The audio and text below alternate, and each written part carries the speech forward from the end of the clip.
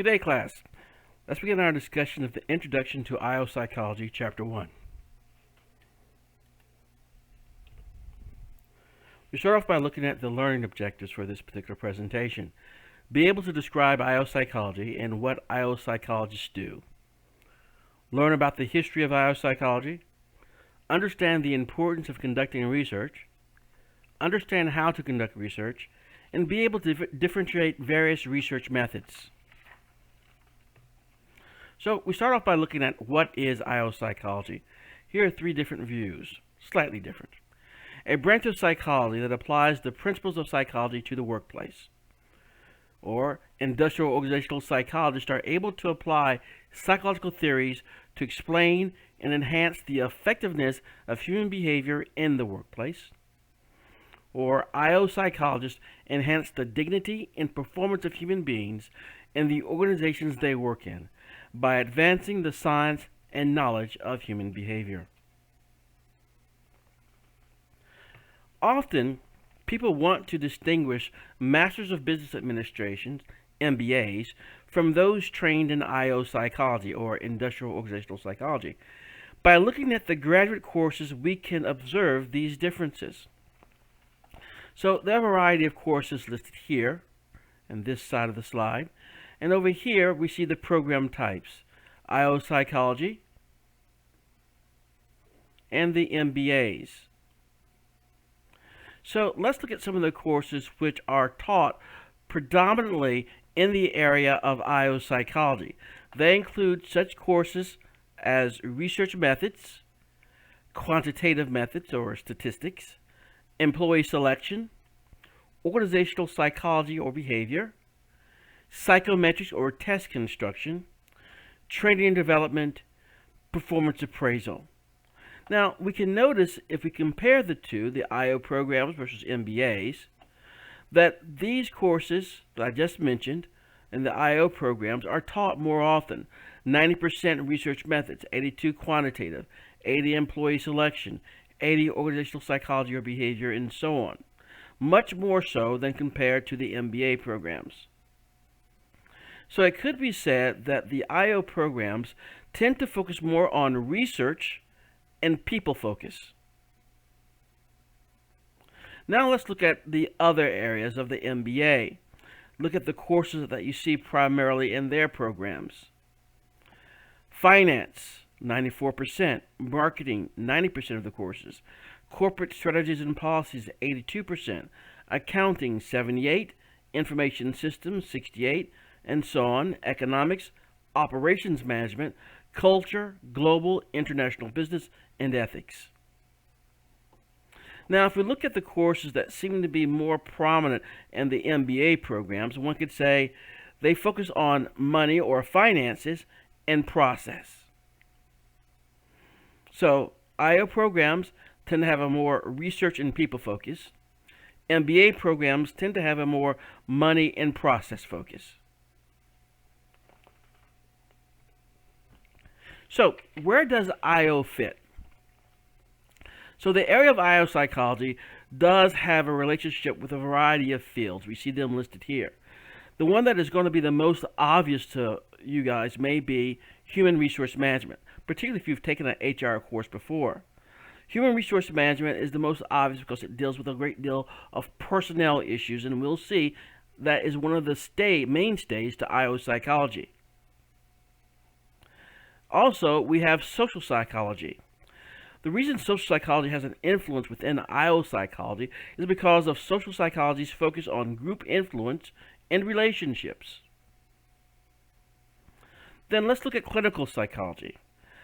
We see a great deal of impact on IO psychology because clinical psychologists have a lot to do with examining personality as well as developing tests or psychometrics for such issues as personality and other things that are of great interest to IO psychologists.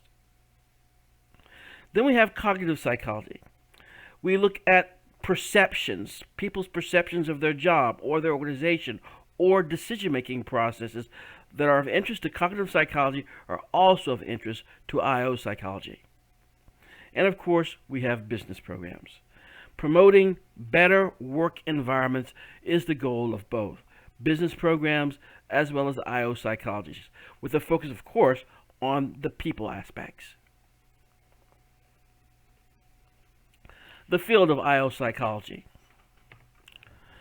The psychology of the workplace, or IO psychology, includes three different areas of focus. Personnel psychology, focusing on hiring and evaluating. Also associated with the I of IO psychology, industrial psychology. Organizational psychology, the management, supervision, leadership, and teamwork, primarily related to the O of IO psychology. And then we have human factor psychology, how workers interface with machines and the environment. Man interacting with machines, for example. Human factor psychology, or ergonomics. So let's look at the history of IO psychology.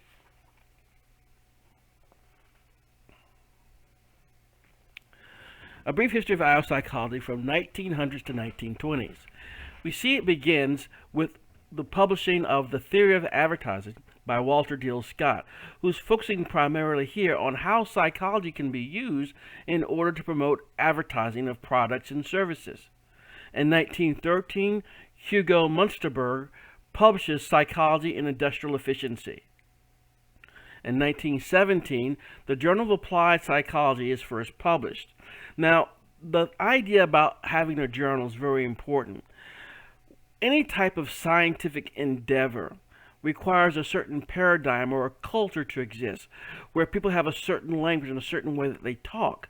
When you start to see journals established, that tends to say that particular science has matured enough that people tend to agree on a certain culture, a certain paradigm, a certain way of communicating.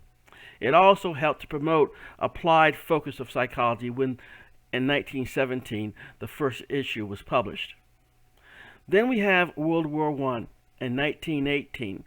World War I provides IO psychologists with the first opportunity for large-scale employee testing and selection. So when the United States in particular got involved in the war, we see a bunch of people who are joining up. We need to assess them, test them to see what they're good at and what types of positions they can be placed into. So we test and then select them for certain types of positions. This was one of the first opportunities for IO psychology to display its value. From 1920 to 1940, we see the first PhD in IO psychology awarded to Bruce Moore at Merrill Ream at Carnegie Tech. In 1932, the first IO text was written. And then in 1933, we have the famous Hawthorne studies published. Well, the Hawthorne studies was a series of studies at Western Electric at Hawthorne, Illinois, where they were able to discern that people tended to react to change in the environment. It tended to expand the scope of IO psychology beyond just solely the industrial side. This is also where the idea of the Hawthorne effect was established. The Hawthorne effect is basically this idea that employees change behavior due to being observed or people paying attention to them. Not necessarily the way the researchers at the time thought their behavior was being changed by what they were changing in the environment, like lighting or something of that nature. It was not that. It was just that people were paying attention to them. They were being observed, and therefore their behavior changed. In 1937, we see the American Association of Applied Psychology was established. In 1940 to 2014, we see the 1945, the Society of Industrial and Business Psychology established as a Division 14 of the APA, the American Psychological Association. It was renamed in 1960. In 1964, we see the Civil Rights Act passed. Now, this was a major influence on the focus of IO psychology, because all of a sudden, there were legal aspects that need to be worried about or concern organizations. So we'll get back back to that in a second. In 1974, we see B.F. Skinner publishes Beyond Freedom and Dignity, so we see a lot more of behaviorism coming into the world of IO psychology. In 1982, Division 14 was renamed the Society for Industrial and Organizational Psychology, PSYOP, and that's where it remains today. In 2008, the journal Industrial Organizational Psychology, Perspectives on Science and Practice begins publication as an official journal of PSYOP. So let's look at civil rights legislation and how it had a major impact in the area of IO psychology. Legislation impacts the work environment. So it impacts organizations, it impacts businesses of various sizes, and because of that, it is of great interest to those individuals who are aiding organizations and businesses, and that is the area of IO psychologists. So we see the Age Discrimination Act, and again, historically in the 60s, as I mentioned earlier, we see the Civil Rights Act where they were protecting certain individuals of race, of national origin, religion, or sex. We also see as well the Equal Pay Act of 1963. All of these have a major influence on how organizations function and then become a major component of the IO psychologist professionals' perspective on what it is that they do for organizations. So again, legislation impacts the work environment, therefore the work of IO psychologists. So let's now examine the employment and the overview of IO psychology. This chart describes an important fact to understand when it comes to who are the IO psychologists, what degrees they hold, and where are they working in the world of employment. So we look here. The employment setting can be either education, private sector, public sector, consulting, or some other. The highest degree obtained can be the PhD, or they can stop at the degree called the Master of Arts or Master of Science. If we look at this table, what we basically are able to ascertain is the following. Most master level people work in the private sector, that's at 44%, or as consultants at 37%.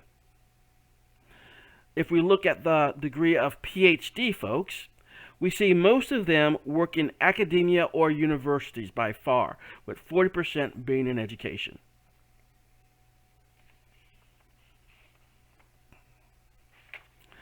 Now, let's look at the variety of positions held by IO psychologists. We see chairman, city managers, director of training and development, director of workforce planning, HR director, president, professor, recruiter, research analyst, senior partner. So all of these individuals have a variety of titles, hold a variety of positions, but they also have training in IO psychology. So we do see there's a wide range of possibilities when it comes to the types of job titles held by IO psychologists. Now let's look real quickly here with the overview of IO psychology. This next chart will be a little bit busy, but I'll take the time to go through several components of it. So let's examine a few of the components of this chart.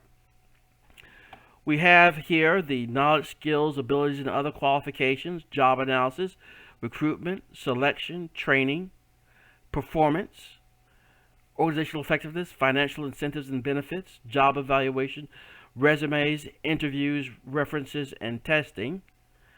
And we have these over here. So let me give you a little bit of background about the chart. If you notice the gold boxes and the black boxes, the gold boxes represent the I side of IO psychology, or the industrial or personnel issues. The black boxes represent the organizational side, or the organizational factors. You can see a lot of the work of IO psychologists do fall in the arena of I, or industrial issues. So let's look at these. So we have the knowledge, skills, abilities, and other qualifications. The KSAOs of the job are examined to analyze the job. This is what we call the job analysis, by looking at the KSAOs of a job. Then the job analysis helps us perform a job evaluation, located here. The job evaluation determines the degree of compensation for the job. How much money do we pay the variety of jobs at a particular organization? It's determined by the job analysis and then a job evaluation process. The job analysis can be employed to develop job descriptions that will aid in the process of recruitment of new employees.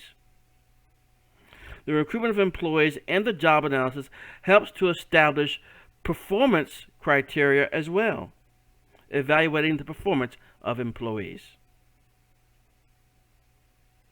So the job analysis supports the recruitment criteria to get the right people into the positions, becoming selection criteria.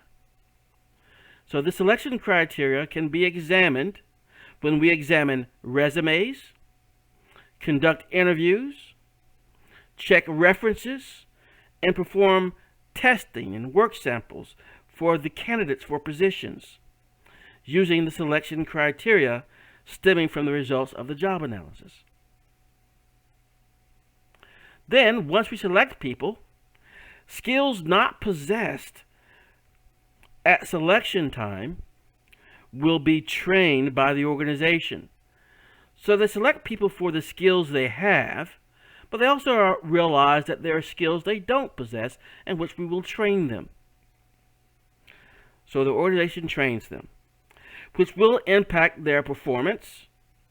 And notice here that performance is surrounded by a gold box as well as a black box. So it is a major component of not only industrial psychology, but organizational psychology as well. So a concern of both industrial and organizational factors. Note that performance has a bidirectional arrow between training and performance. Training impacts performance, and poor performance may indicate the need for training.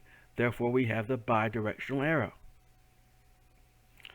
Performance impacts organizational effectiveness,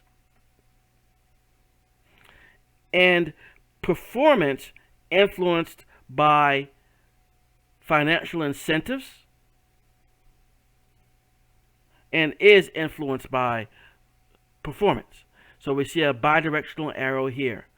Performance leads to financial incentives, but also financial incentives and benefits leads to performance. We'll talk about some of the other factors of this particular chart a little bit later when we get into organizational issues. So we will return to this slide. But now let's move on. A brief review of research in IO psychology.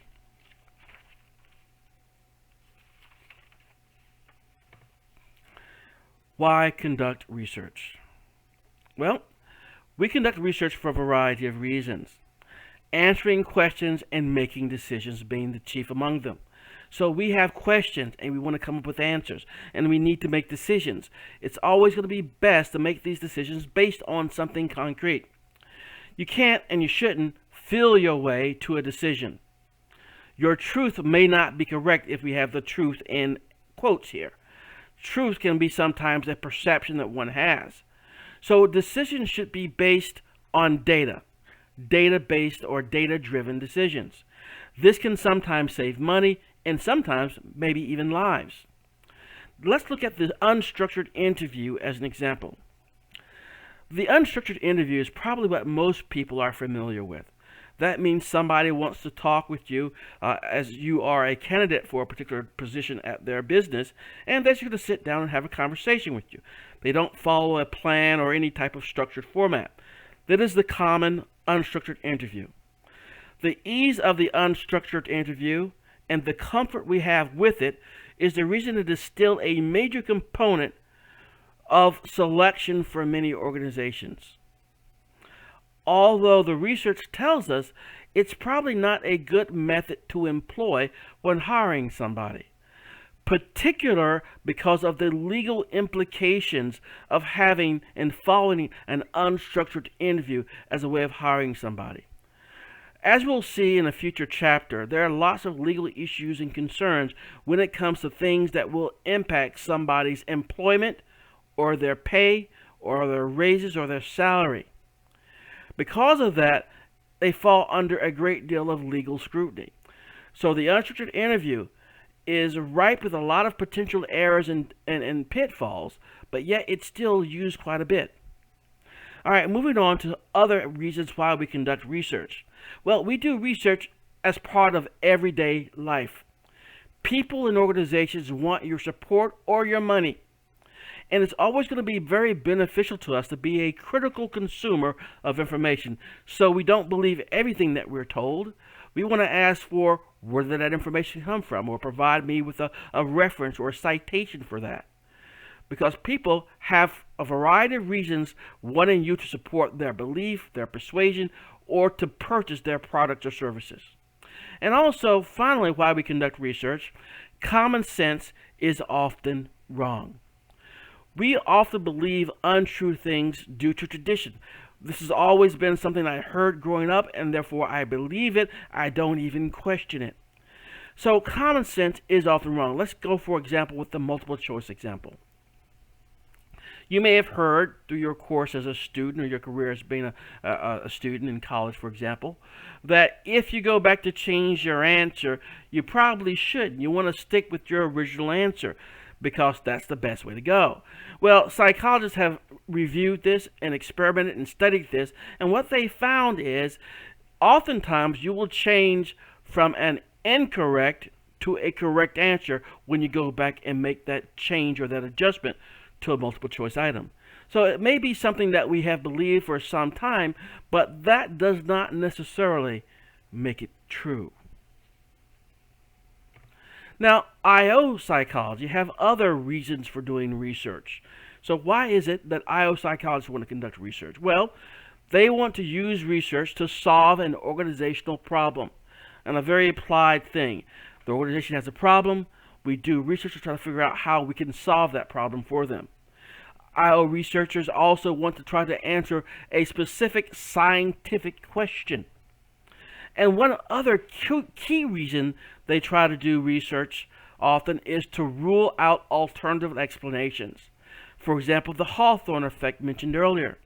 Remember, the Hawthorne effect, we're trying to change lighting and things of that nature at the Hawthorne facility to see if it had some positive impact on the behavior of the employees. Now, what if they spent all that money based on the belief that it did have some impact on those employees in a very positive way, only to find out they wasted that money later? Because all it really took was for them to know that they were being observed, or people were finally paying attention to them, and that really led to them changing their behavior. Not what they thought it was, but the mere fact that they were being observed and listened to. That changed the behavior. And that was a confound that they didn't know about, and they had to discover it later. So we're trying to root out what the confounds are, the alternative explanations to our research. So here are some considerations in conducting research. We first start off with this idea, a question you have about an observation you've made. I wonder if, or I wonder how. That's usually the way it begins. Then we come up with these hypotheses, an educated prediction about the answer to a research question. I wonder why this is happening. You're sort of explaining what you think will happen. And then we have the theory, a systematic set of assumptions regarding the nature and cause of behavior. So let's look at an example here. It seems that people don't work as hard in a group as when they are alone. That's the idea. The hypothesis, your educated guess as to what is happening and why it may be happening, is when pulling on a rope, a person working by himself will exert more force than a person working in a group. That's what we believe will happen if we tested this out. Now, the reason behind that we can use as an explanation would be, hey, maybe it's social loafing. The idea that when you have other people around, you don't working on the task that you're working on, you're not going to exert a great deal more effort. All right? So that's what we're proposing here. So let's look at some examples. All right? So let's say hypothesis example 1. Does all this noise affect my employee's performance? That's the ideal question. Then what will happen, your hypothesis or prediction is this. High levels of noise will increase the number of errors made in assembling electronic components. All right? So we move on to our explanation. If this is true, why will it be happening? So, noise causes a distraction, making it difficult to concentrate. All right? So, that is the answer. So, the notion here is that with this hypothesis, we start off with an idea question, and we come up with what will happen based on this idea question, and then if it happens that way, we want to come up with a reason why it will happen, a theory or an explanation.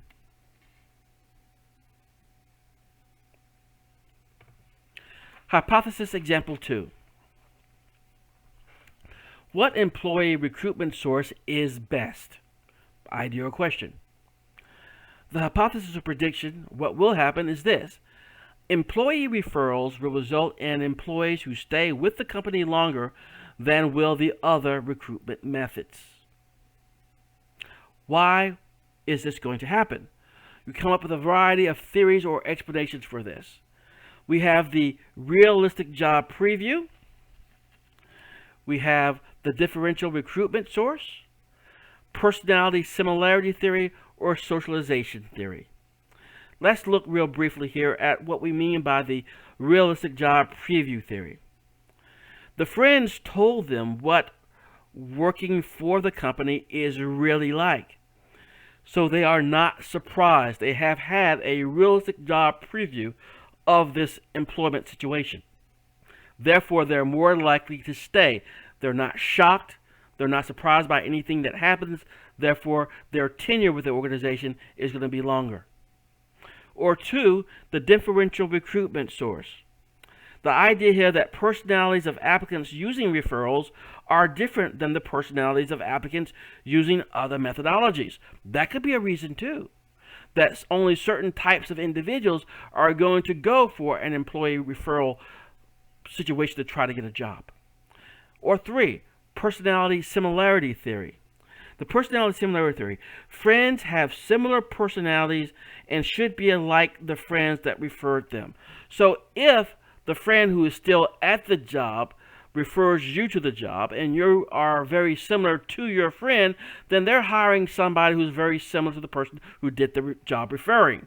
Therefore, they're likely to stay and have a longer tenure with the organization as well. And then we have socialization theory. Socialization theory, the new employee is more easily socialized into the informal system of the organization because they have a friend that referred them, sort of like show them the ropes. And so they socialize much more easily than anyone else who was not referred. So these could be the reasons, the theories, or the explanations as to why employee referrals, those individuals tend to stay longer with the company.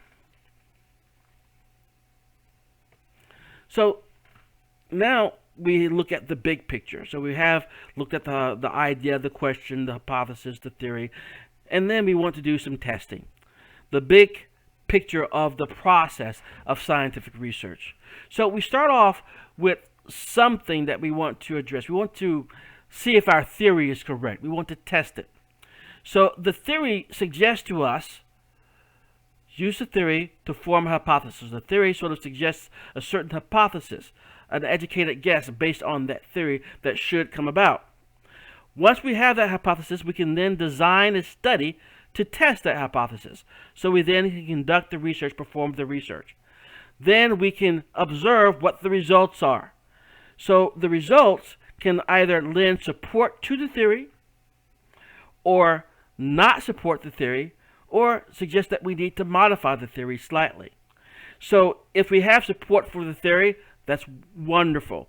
That supports us, and then we'll see hopefully other people do this research again and further support our theory and our understanding of what's going on. But if we don't find what we expect, if we don't find support for that theory, that's just as important as well. So the notion here is that this ongoing process, this cycle here, is the scientific research process. So let's do a brief review of research in IO psychology. So after the idea, what is next? Now, what is next? We have this idea. We want to try to see if we want to study this particular topic.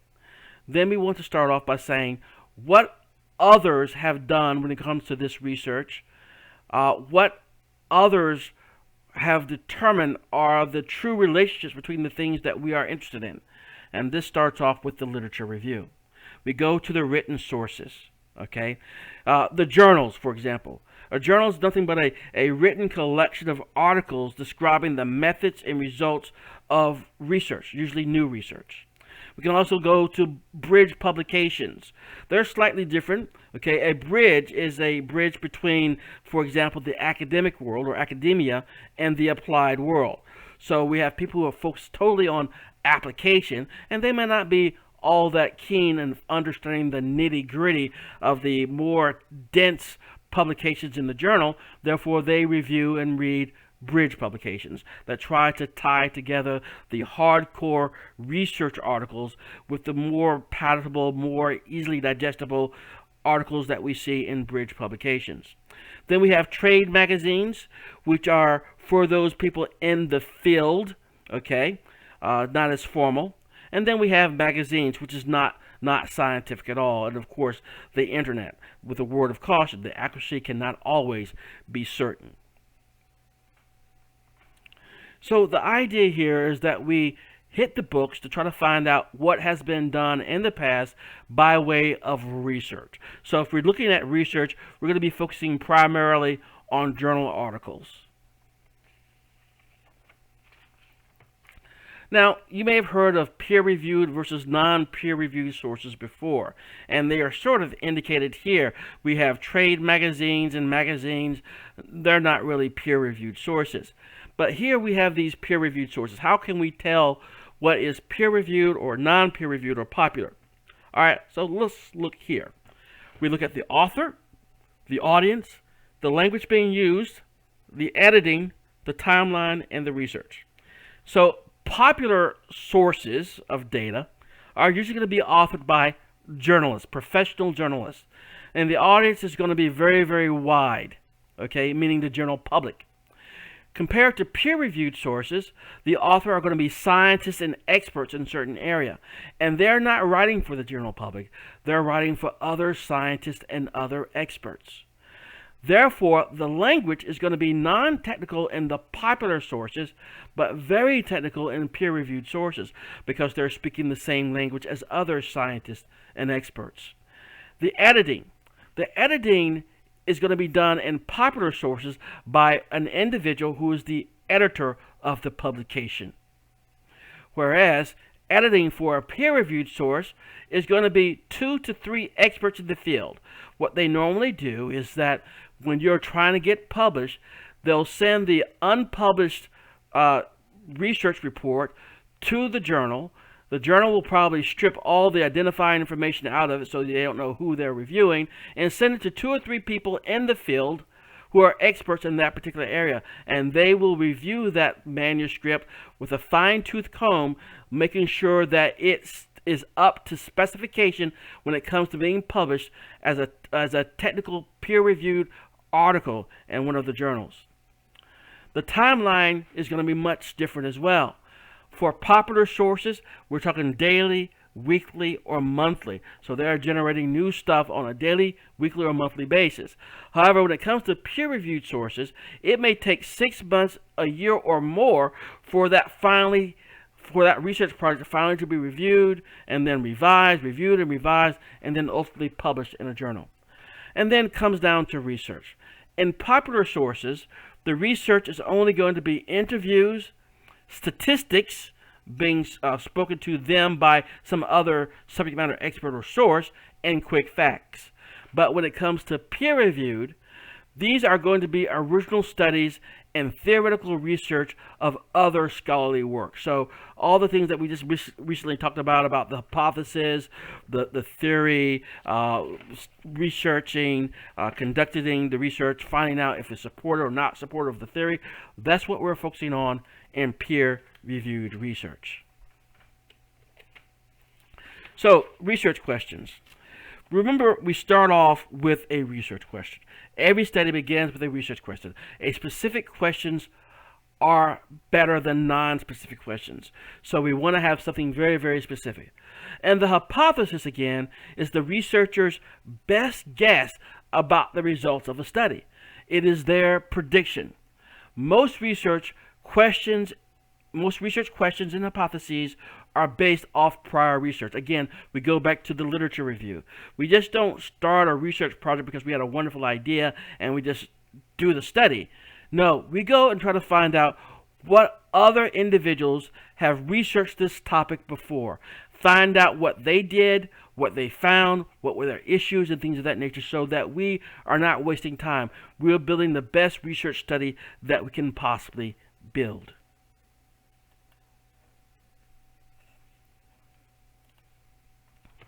So, research design concepts, and this is going to be probably a review for most of you. We have the idea of variables. Okay, we have the independent variable, which is going to be normally manipulated by the researcher. And then we have the dependent variable, which is the thing that we're normally going to measure. The belief is that the independent variable will have some sort of influence on the dependent variable. So we manipulate the IV to see how it impacts the DV. So the IV is believed to have some cause to the change in the DV. Then we have research settings. It can be field research or laboratory research. Okay, field research is where the phenomena naturally occurs. We go out into the quote, the field to do our research there. Or we can do the research in a laboratory back at the university, for example. It's going to be a very artificial, it's a artificially created environment for us to really truly control as much as we possibly can to see if the IV has some influence on the DV, or to test out possible ideas, and we want to make sure we have as much control as possible. When we do all of this research, we're trying to journalize the results, because we're not really interested if we have a sample of, let's say, 35 people in a study, and we find out that these 35 people acted in a certain way. If we could only journalize to those 35 people, and that's all we could ever do, that study really wouldn't mean much to the world at large. So what we really want is to be able to journalize the results that we found with those 35 people in the study to the larger world. Okay, does it transfer? So generalizability is basically asking, does this study's results transfer to the real world across job settings? For example, if you find something in academia, universities, can they transfer to the military? Can the same findings be found in healthcare, and so on? Okay, we want to try to make sure that we are not finding confounds in our research, like the Hawthorne effect, but we are seeing true things that can really show that there is something that can generalize that really matters to the population at large. Now, research to a large extent is all about control. Okay, that's really what it comes down to. Control refers to procedures that allow researchers to rule out certain explanations for results other than the hypotheses they wish to test. In every study, there are several possible explanations for why the results occurred. So we can use a research design to hold a variable constant, or conduct systematically sample based on a variable. We can use a control group. Okay, the idea of a control group is that we have one group that we do certain things to see how those things that we manipulated will have some sort of impact on the dependent variable. And then we have a control group which is going to be treated the same way, except they did not receive the same independent variable manipulation that the experimental group did. And we want to be able to compare those groups later.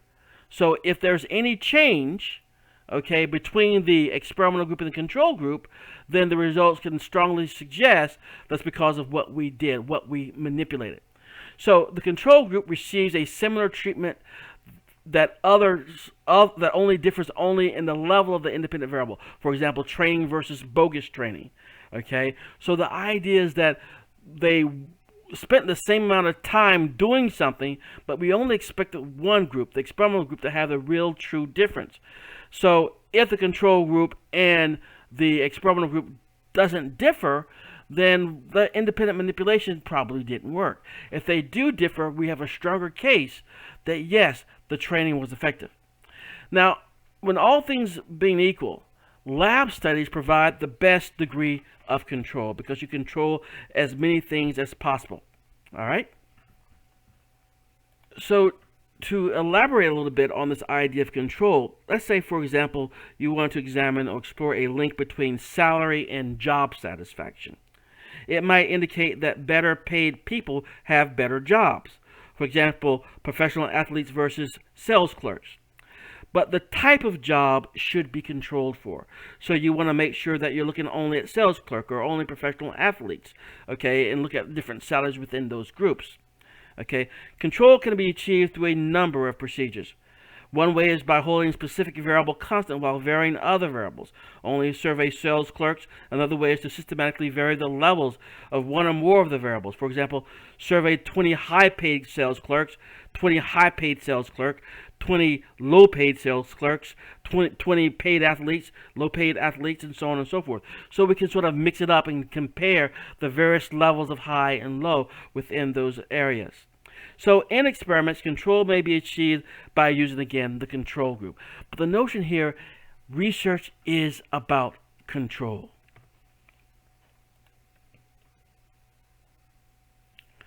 So let's look at a couple of more design concepts quickly here.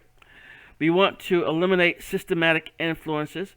We do this through random assignment, appointing to an independent variable group randomly, all right, controlling for treatment.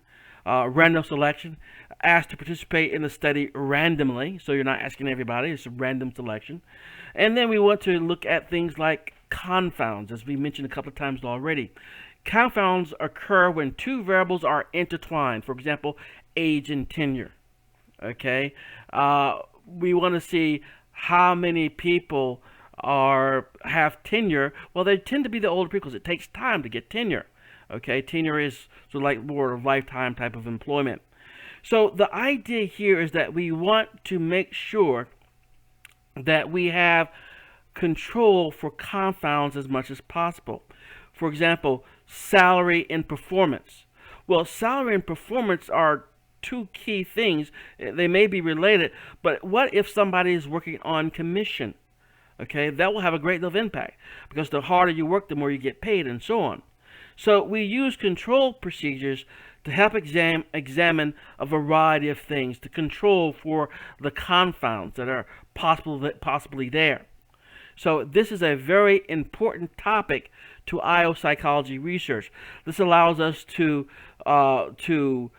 look at variables and truly see how the two variables may be related to one another.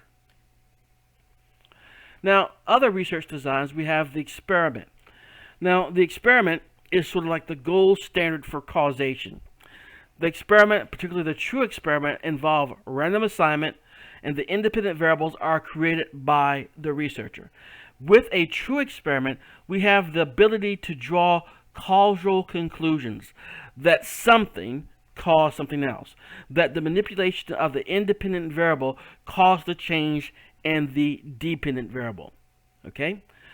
Field experimentations can happen. Again, this is an experiment happening in a natural setting, so we may not control everything the way we would want to.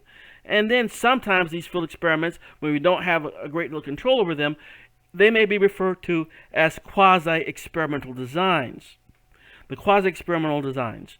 So here, it's used when experiments are not practical or when manipulating a variable may not be ethical.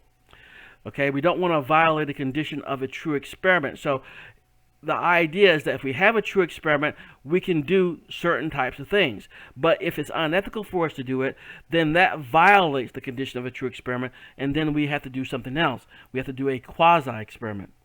For example, we cannot assign people to certain levels of an IV, such as gender. It's impossible. So it's always going to be a subject variable there that we cannot change people's gender.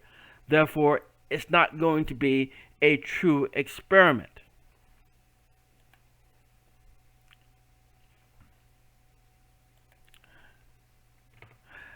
Another research design is survey design. Surveys, basically, as we are all probably very familiar with, is a series of questions administered in a variety of ways. Data can be collected cross-sectionally or longitudinally, meaning you could have a variety of people complete a survey at different ages. For example, age 15, 20, 25, 30. Okay, so you can get it all done at once by doing a cross-sectional study. Or you could do it longitudinally. Have them complete the survey when they are 15 years old. The same people wait until they are 20 years old, wait till they're 25, and each time they're completing the survey or the questions are being addressed. That way you can see how they may change over time. Now, the wonderful thing about survey and why we see a lot of surveys being employed is that it is quick and inexpensive. And it does tend to have good generalizability.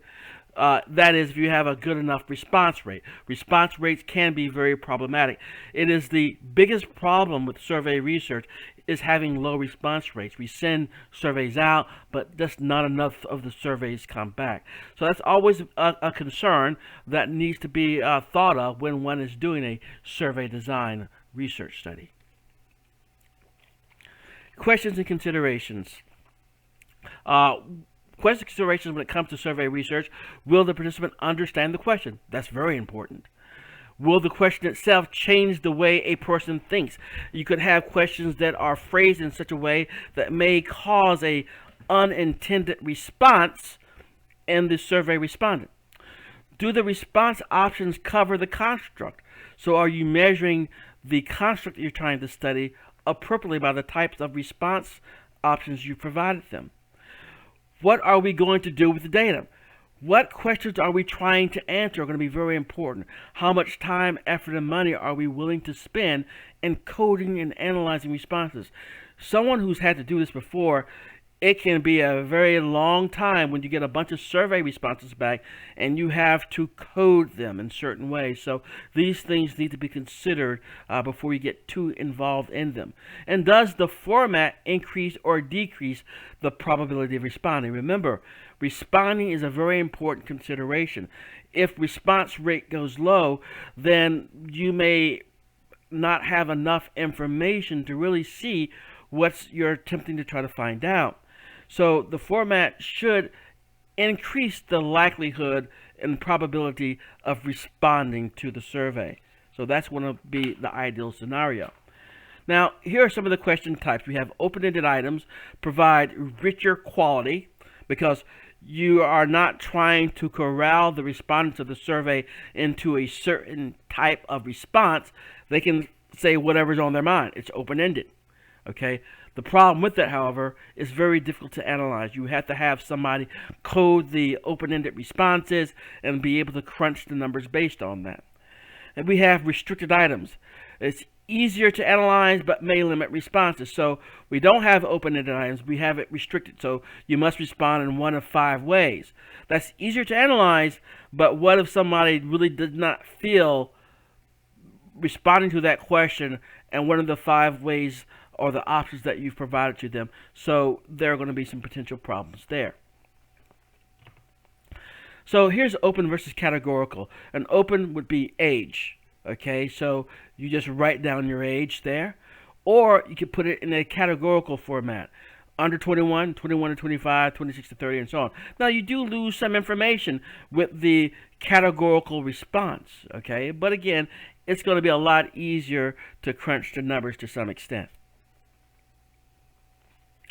So what is wrong with these questions here? So this is potentially a survey item. It may ask, in the past year, how many times did you play golf? I'll wait for you to think about it. Well, one issue there is going to be memory. You may not remember how many times you played golf in the past year. So that's a memory concern. Sometimes when people design surveys, they have to realize what the respondents are going to be doing. And it's going to be something that's going to be too tough for them. They may not be able to respond in an appropriate manner or an appropriate way with valid information. So that's a memory issue. What about item number 2? How many times per week do you drink alcohol? Well, this could also be a memory issue if that number is really high. But really what this comes down to is an issue of social desirability. Okay? We sometimes don't want to appear to be socially undesirable, that we're doing something wrong or misbehaving in some way. So somebody who sees this item on a survey may not be as truthful as they could be.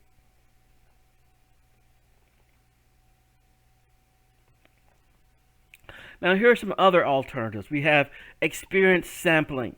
Okay, here with experience sampling, we take multiple measurements per day, allowing for what they refer to as a within-person comparison. Okay, so the idea here is that the same person is responding to the item several times, numerous times, which is wonderful because it's the same person. You don't have to be worried about other people and comparing these large groups, so you have a lot of data with that same person. Now, you have some causal conclusions here, and you have a lot fewer memory problems because they are keeping sort of like a diary. Think of this as a daily diary method where they're keeping a diary of something, so it's going to be more accurate. It's hard to gain employee participation with the experience sampling methodologies here. Then we have observational design as an alternative as well. Here we have obtrusive versus unobtrusive methods. What this basically means is we know from what we mentioned previously in this lecture that if you know you are being observed, you are obtrusive, that may have some impact on the people who are being observed. Okay, so unobtrusive methods may be a better way to go, that you're observing them but they don't know that they're being observed. Observational design. And then we have qualitative study. We generate hypotheses and theories, and we can include narrative or content analysis. A qualitative study can be a great deal of rich information, a lot of data. It could be a series of interviews, for example, but they require a lot more work to some extent, and it's not quantitative. You don't have a lot of numbers that you're crunching, so it's not going to be as easy and smooth as a more quantitative study could be. But it can provide a lot of rich detail. All right, let's talk about measurement real quickly here. Okay, what measurement is? Measurement is the process of assigning numbers to characteristics of people or things. The process of assigning numbers to characteristics of people or things. It can be either categorical versus continuous. In categorical measurement, numbers are assigned to categories arbitrarily. Independent variables are often categorical measures in experiments. For example, type of training, book, computer, lecture, or videotape. And then we have continuous measurement. The numbers assigned represent an amount of the characteristics. For example, higher numbers mean more of the characteristic is present. For example, a 7 on an extroversion means you are more extroverted than a 1 on an extroversion scale. Dependent variables are usually continuous. This allows for more sophisticated data analysis. Then we have classical measurement theory. Real quickly what this is, according to classical measurement theory, every observation of a variable can be divided into two components, a true score and error. So the true score represents the variable of interest, what it actually is, the amount it actually is. The error is made up of random influences on the observed score that are independent of the true score. So that's a little bit of theory, but that's the basic idea behind classical measurement theory. Anything that you observe, there's the true factor, and then there's error. Part of that observation is always going to be included. That's the basic idea. Then we have reliability. Reliability is the consistency of measurement across repeated observations of a variable on the same individual. Okay? Reliability reflects the relative size of error to the true score in the observed scores. When error is small, observed scores do not vary very much at all, and the measure is said to be reliable. So let's look at a couple of things here. We have not reliable and not valid. So we have this bullseye here, so to speak, in the middle, and we have these dots almost like a circle around it. So it's not reliable, not valid. Now, let's say reliability is when most of the dots fall into the center. That's the target, right? All right. So let's look at reliable and not valid. So even though they reliably cluster around each other, meaning that each time they attempt to measure it, it falls in the same basic area, but it's not valid because it doesn't fall on the target, the construct that we're interested in. And then we have this one here, which is ideal. We have something that is reliable. They all seem to be clustered around the center, around the target, and that makes it valid. So you can have something that is reliable and not valid, but you cannot have something that is valid and not reliable. So you can have something that is reliable but not valid, but you cannot have something that is not valid, not reliable and valid. That cannot exist. So let's look at a couple of other ideas here. We have internal consistency. For example, let's say you have somebody measuring something. You have two individuals. Let's say two individuals are measuring something. Okay? We have the idea that they should be trained and are measuring the same variable out that they're observing. And we want to see, are they tracking together? And so we can correlate how well they're tracking together. Are they measuring in the same way? Therefore, they are being consistent. Inter-rater reliability. We also have the idea of internal consistency when it comes to you are reliably measuring something consistently. So if you're measuring one concept, then the items should be correlated. All the survey items should be correlated with one another quite well. Also, reliability can also be test-retest reliability. If you test an individual and then you use a similar test later that's highly related to that first test, the test-retest, they should be highly related to one another as well. So we have that test-retest reliability as well. So when it comes to that, we're looking at one, internal consistency, inter-rater reliability, a special case of that, and then test-retest reliability, well, the consistency of measurement over time.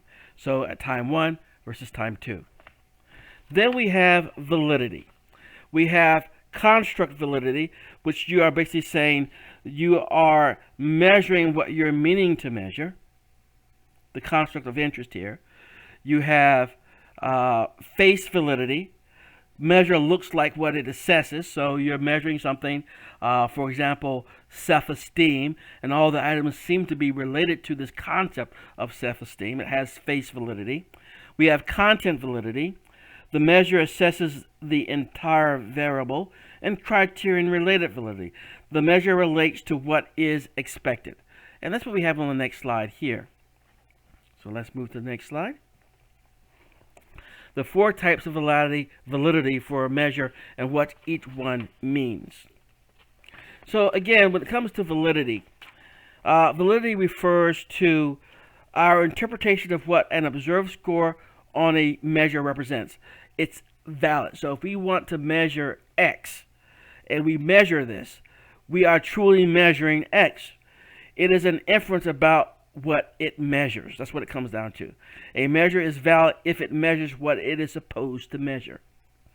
So construct validity means that we have confidence in our interpretation of what the measure represents and can draw inferences from scores of the measure.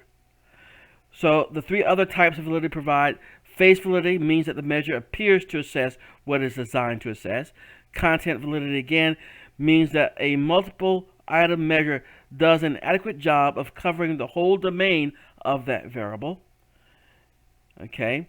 For example, A job satisfaction measure that only measures if you are satisfied with your pay but does not measure attitudes toward your boss and coworkers might not be content valid. So if you're looking at job satisfaction, you have to measure all the aspects of job satisfaction that could be possible. You just can't measure one aspect of it and think you cover the whole of the content, the entire variable. And then criterion-related validity means the scores relate to other measures they should relate to. For example, how well do you do on a job or a school application should relate how well you do in work at school. So that's criterion or standard related validity. So let's look real quickly here at some examples of some research in IO psychology. A researcher thinks that smaller groups will be more cohesive than larger groups. The independent variable will be group size. The dependent variable is level of cohesion. So in the table below, we see a number of group members that represents group size. 3, 5, 7, 9, 11, and 13 are the group sizes. And then we can look at the cohesive ratings. 87, 77, 65, 60, 60, 58. So what we see here is the following. Go back to what the researcher says. A researcher thinks that smaller groups will be more cohesive than larger groups. If we go back to the data at the bottom, that seems to be correct. That an 87 cohesive rating is higher than the others. And that also happens to be a smaller group size. Here's another. A researcher thinks that setting goals will increase the number of orders that are upsized at a McBurger King. Okay, at a McBurger King. All right, so the independent variable here is the setting of goals, yes or no. Do you have a number of upsized orders, a goal that you're supposed to be shooting for? The dependent variable is going to be the number of upsized orders, the actual upsized orders. So the experimental condition is, do you have goals or do you not have goals? All right, so no goals, they have orders of 18 upsized orders. Those who had goals set for themselves have 79 upsized orders. So let's go back to what the researcher thought. A researcher thinks the setting goals will increase the number of orders that are upsized at McBurger King. Well, that seems to be what we see here. When no goals were set, only 18 upsized orders were received. When goals were set, 79 upsized orders were received. All right, let's do the following real quickly here. This will be the last thing that we'll do for this particular presentation. Identify the independent and dependent variables. I know we talked about them a little bit a while ago, but let's see what you do here. So, are employees in a large organizations more likely to miss work than those in a small organizations? So what is the independent variable and what is the dependent variable here? So if we look at our employees in a large organization more likely to miss work than those in a small organization, it's obvious that the independent variable, the thing that is being sort of manipulated here, is the size of the organization. Small versus large. And the belief is that it will impact the dependent variable, which is going to be missing work or absenteeism. 2. Will taking a practice test increase scores on the employment test? So if we look at that, the thing that seems to be the independent variable is going to be taking the practice test. That is believed to increase the score on the employment test itself.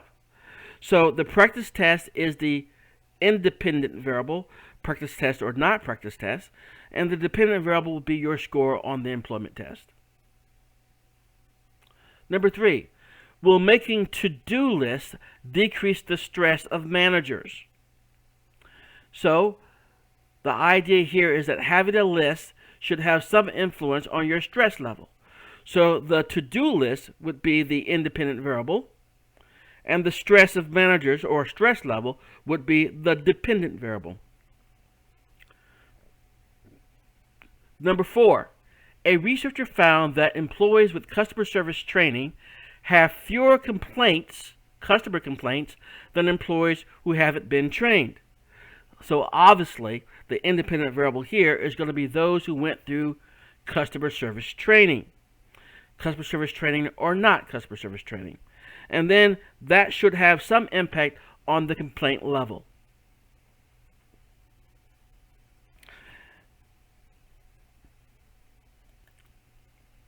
And number 5, a researcher found that employees on the night shift make more errors than those on the day shift. So the thing that seems to be the variable that's being, quote, manipulated here, unquote, is going to be shift. So the work shift is the thing that is different, okay? So that is the independent variable. And the thing that we believe will have some impact on the shift that you work is going to be the errors. So work shift is the independent variable, and the errors represent the dependent variable. And finally, a researcher found that employees paid on commission were more productive but less satisfied than employees paid an hourly rate. So let's look at this. Well, the thing that seems to be the manipulatable variable here is going to be commission versus hourly. Are you paid on commission or by an hourly rate? That would serve as the independent variable, commission or hourly. Now, we seem to have two dependent variables here. One dependent variable is going to be productivity, that they are going to be more productive if paid on commission, but less satisfied. Okay, so the dependent variable here are productivity and satisfaction, and the independent variable is going to be how you are paid, either by commission or on hourly rate. Let's stop there.